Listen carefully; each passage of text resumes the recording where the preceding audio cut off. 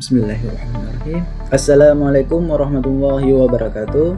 Perkenalkan, nama saya Muhammad Yusuf Ardabili, NIM 231010220004. Saya ingin menjelaskan sedikit tentang mekanisme respon imun dan evasion patogen, di mana memahami pertahanan tubuh dan bagaimana musuh tak terlihat beradaptasi.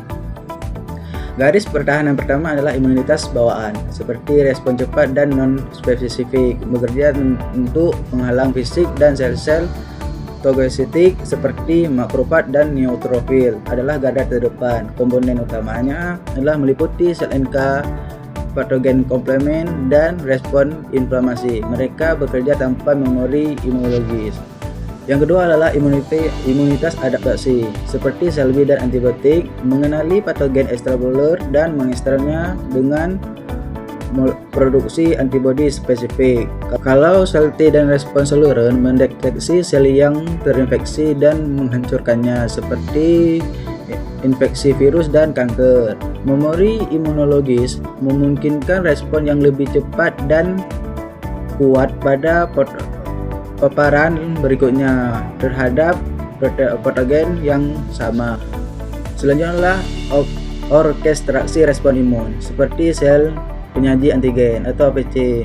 Sel seperti sel antrik memproses dan menyajikan antigen kepada limfosit. Selanjutnya adalah sitokin, molekul sinyal yang mengatur komunikasi antara sel imun, mengkoordinasikan respon. Respon imun, protein pada permukaan sel imun yang mengikat antigen dan memutasi sinyal. Adalah strategi patogen untuk mengakali sistem imun.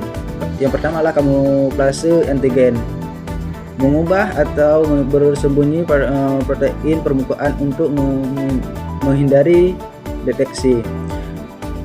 Yang kedua adalah imunosupre, menekan atau mengganggu fungsi sel imun. Yang ketiga adalah replikasi cepat, berkembang biak lebih cepat daripada kemampuan sistem imun untuk merespon. Yang keempat adalah targeting sel imun, menginfeksi dan menghancurkan sel-sel imun kita, seperti HIV pada sel T helper. Studi kasus evasion, seperti virus influenza, bermutasi lebih cepat daripada protein permukaannya, menyebabkan kebutuhan vaksin setahun. HIV menginfeksi dan menghancurkan sel T helper. Kalau TBC bertahan di dalam makrofag. Ini penting bagi kita.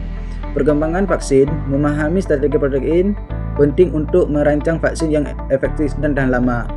Yang kedua adalah pengobatan penyakit infeksi, menargetkan mekanisme evasif patogen dapat meningkatkan efektif terhadap obat.